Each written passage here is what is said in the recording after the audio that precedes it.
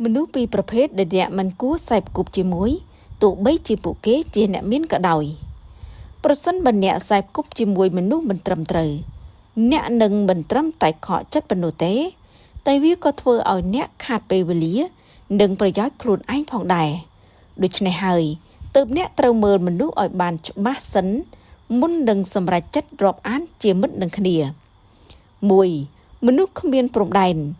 នៅក្នុងជីវិតការកសាងនិងរក្សាទំនាក់ទំនងគឺមានសារៈសំខាន់ខ្លាំងណាស់ប៉ុន្តែមិនមែនគ្រប់គ្នាសុទ្ធតែមានតម្លៃបង្កើតមិត្តជាមួយគ្នានោះទេប្រភេទមួយដែលអ្នកគួរនៅឲ្យឆ្ងាយទោះអ្នកមានប៉ុណ្ណាក៏ដោយគឺមនុស្សដែលគ្មានព្រំដែនមនុស្សប្រភេទនេះច្រើនតែឆ្លៀនពៀនកន្លែងផ្ទាល់ខ្លួនពេលវេលានិងសូម្បីតែឯកជនភាពរបស់អ្នកដទៃខ្លាំងពេកមនុស្សដែលខ្វះព្រំដែនជារឿយៗបង្ហាញអាកប្បកិរិយាដូចជាការហៅទូរស័ព្ទឬផ្ញើសារឥតឈប់នៅពេលទំនេរសួរសំណួរតខ្លួនហួសហេតុការផ្ដល់ដំបូន្មានដែលមិនចង់បាននិងធ្វើការសម្រេចចិត្តអំពីអ្នកដោយមិនពិគ្រោះជាមួយអ្នកប្រសិនបើអ្នកសេពគប់ជាមួយមនុស្សដែលគ្មានព្រំដែននោះសំណាងរបស់អ្នកនឹងធ្លាក់ចុះដោយសារតែពួកគេនឹងខ្ជះខ្ជាយពេលវេលានិងថាមពលរបស់អ្នកយ៉ាងច្រើនទៅលើរបស់ដែលគ្មានប្រយោជន៍ធ្វើឲ្យអ្នកគ្មានគំនិតផ្ដោតទៅលើការងារការនៅជាមួយនឹងមនុស្សប្រភេទនេះគឺធ្វើឲ្យអ្នកនឿយហត់ stress រហូតបាត់បង់ទំនុកចិត្តនិងសង្ស័យលើខ្លួនឯងដូច្នេះត្រូវប្រុងប្រយ័ត្នក្នុងការជ្រើសរើសមិត្តភ័ក្តិនិងដៃគូនៅឲ្យឆ្ងាយពីមនុស្សដែលគ្មានព្រំដែន